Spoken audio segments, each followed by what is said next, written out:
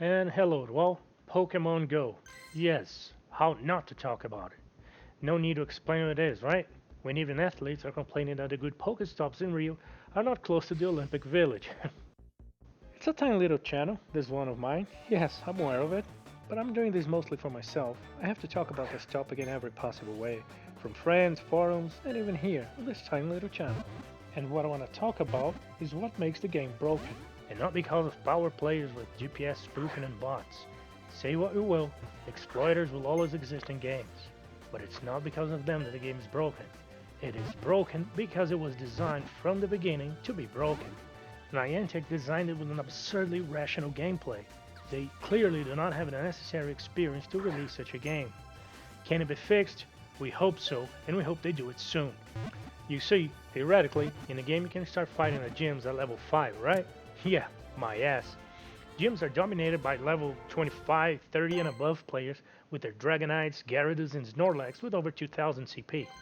A casual player will probably never enjoy the fun of battles, learning the Pokemon abilities, types of attacks, which one is good against which, and taking over gyms with friends. Not unless something's done to fix it, or you work as a mailman. But this has to be the power players and cheaters' fault, right? They ruin the game for the casual players who just want to have fun, right? No, it's not their fault. These type of players exist in every game, even offline games. They do it for themselves, and they always will. It's Niantic's absolute ignorance of how an MMO works that is to blame. Yes, Pokemon Go is an MMO in a way if you didn't realize it by now. The company seems to be totally oblivious of how it plays out. You'll never, ever, absolutely no, under no circumstance in an online game allow characters with a huge level gap to get together for the same quest, let alone compete against one another. In every single online gaming, from World of Warcraft to Dungeons and Dragons Online, Elder Scrolls Online, in all of them, even though you can see the players, they don't interfere with your quests. They could be bots or just power players of epic levels who exploit every detail of the game, but they won't get in the way of your fun, with the fun a beginner or a casual player may have. They'll only get in your way when you're near their level. But guess what? You'll be alike by then. They get there faster, yes, but they don't interfere with your game in the beginning. And that happens because the developers are not retards. They know that it's completely absurd to make players with a huge level gap having to fight each other. If you go on PvP, there will only be players around your level.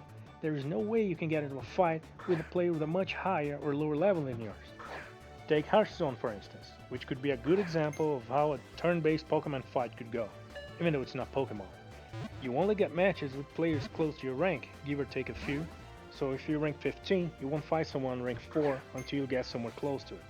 But in Pokemon Go, that just doesn't happen at all. You can't have the fun of battles until you're over level 25 or something, which may take you months if you play it fair. And even then, you most likely face Pokemon much stronger than yours. These guys have bots roaming the world 24/7. What are the chances of a casual player getting enough Charmanders for a Charizard, or finding a Snorlax or a Gyarados, much less catching it? And that's why on online competitive games you have tiers, ranks, or just any form of categorizing players. And in a game such as Pokemon Go, it shouldn't be that hard to implement. Say, I don't know, categorize levels 1 to 5 as tier 1, then 6 to 10 as tier 2, then 11 to 15, then 16 to 20, maybe 21 and above, or 21 to 30, then 31 and above. You're already a hardcore player. You know what you're up against. And then there are many ways you could approach and implement it. One way, for example, is that everything in the world is kept at your tier. So if you're level 7, there will be no player above level 10. The gyms all work the same, but there will be only players up to level 10. It's like another universe where no one above level 10 exists. So what happens is that you have multiple instances of the same gym. One is kept at level 10, another at 15, the other is kept at 20, and so on. You could say having multiple instances of everything could be a strain on the service. I don't know, they already do it for the Pokestops, you get different stuffs based on your level. But okay then, another simple and functional solution could be to make the gym levels work independently and be capped. In fact, this should be extremely easy to implement, since they are already ordered by combat power. So just cap it and make it independent. So the first gym level would be for players from level 5 to 10 to fight and dominate. Then second level would be from level 11 to 15 maybe. Then 16 and forward and so on. In this way, the first level of a gym could be dominated by a level 7 red player, while the second level could be dominated by a level 12 blue player, for example. And this would work much like a school system. You have elementary school, middle school, high school, college, master's, PhD. You could have them all together, but a high school student cannot take middle school exams, just as a college student shouldn't be tested on PhD level exams. And another point that shows just how much Niantic's messed up completely due to their own imprudence and are now trying to take it on the players is that they're going after sites that shows where Pokemons are spawning. Really? Being mad because there are sites that helps players exploit every detail of the game? They exist for almost every popular game out there. You don't see Blizzard worrying about sites that tell where to get this and that item in World of Warcraft, or where to get each piece of gear in The Witcher. Instead of going after what fans are doing, they should fix their own mess that puts casual players and power players against one another. Their excuse, they say, this is not how the game should be played. Freaking really? You can't tell a person how they have their fun. Discussion forums for every RPG game, including offline games, are flooded with the same thing. Players trying to make the best possible characters, optimizing every detail of the game. No, absolutely not. You can't tell people how they should have their fun. Some players have fun by optimizing their game and making the most powerful characters possible, even offline, because that's their fun, while others like to play it casually. It's just a freaking lame ass excuse for an absurdly poor planning, being totally unprepared to handle a project such as this, terrible understanding of how MMO works. To sum it up, what it comes down to is this: if a few power players with bots are capable of ruining a big part of a game's experience for other casual players, it's the game's own freaking fault. Absolutely. Totally. It just means the game was poorly designed.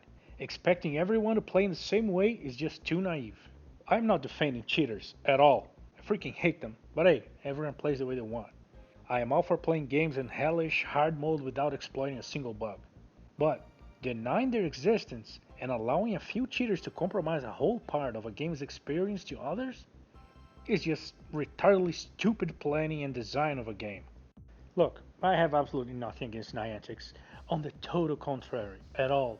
I'm all for it. I'm wishing they fix up their mess soon, so that everybody can start enjoying the game at its fullest. From the casual people happy to see a Pikachu on the way to work, to the most hardcore gamer optimizing every single stat on each Pokemon. Why shouldn't they have fun just the same?